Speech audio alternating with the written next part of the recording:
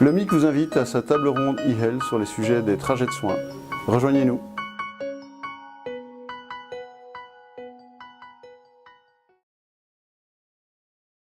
Alors bonjour, est-ce que vous pouvez nous parler des trajets de soins et de ce que vous y apportez? Oui, certainement. Comme vous savez, les trajets de soins ont été élaborés pour gérer entre autres le diabète et l'insuffisance rénale d'une façon multidisciplinaire.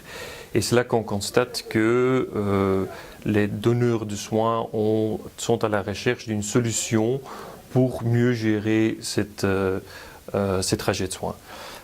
C'est pour ça que MediBridge a élaboré une application qui s'appelle MediPath pour faciliter ce genre de travail, dans lequel un généraliste peut facilement, lors de son DMI et de façon automatisée, communiquer avec une plateforme dans laquelle il va inviter une équipe multidisciplinaire et sur laquelle il va envoyer des données médicales, entre autres comme le compte-rendu de sa visite sur la plateforme.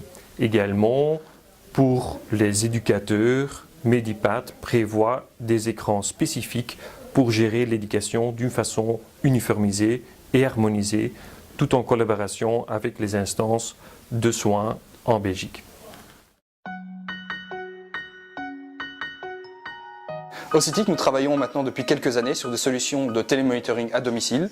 Nous développons notamment avec nos partenaires industriels des solutions donc, de communication sans fil pour appareils médicaux. Ici, nous voyons une petite dockstation pour glucomètre qui permet de très simplement transmettre sans fil en Bluetooth les données du glucomètre vers une station, vers une sorte de PC qu'on met à disposition du patient. Et donc ici, dans le cadre d'un de nos projets régionaux, qui s'appelle le projet e-health, l'éthique au service des patients, eh bien, nous avons développé un logiciel pour tablette PC tactile qui permet donc aux patients à domicile d'accéder à toute une série de services autour de sa santé et de permettre donc, ça lui permet donc d'être toujours monitoré même quand il est chez lui à domicile et de garder un contact avec l'hôpital et les différents médecins qui participent et les différents intervenants qui participent à ces soins de santé.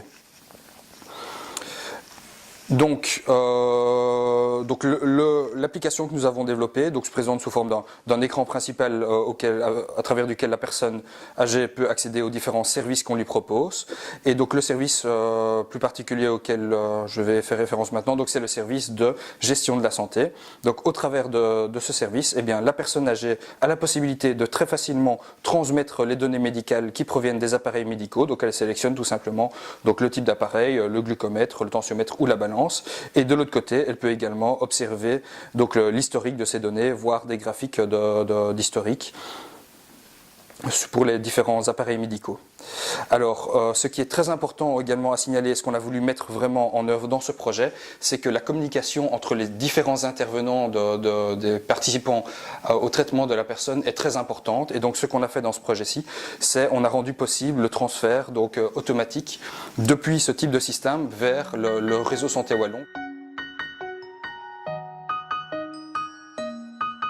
Le MIC vous invite à sa table ronde e-health sur les sujets des trajets de soins. Rejoignez-nous.